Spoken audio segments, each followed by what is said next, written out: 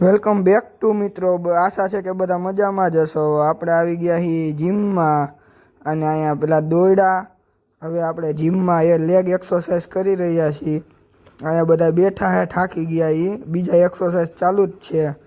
તો તમે જોવો આ જીમ છે. આપણે હાલો હવે જીમની બહાર નીકળી ગયા છીએ. હવે આપણે જવાનું છે ઘરે. આ બધા મારા ભાઈબંધુ છે, બધા અમે અહીંયા દોડવા આવ્યા હતા. તો આપણે જીમની બહાર નીકળી ગયા છીએ.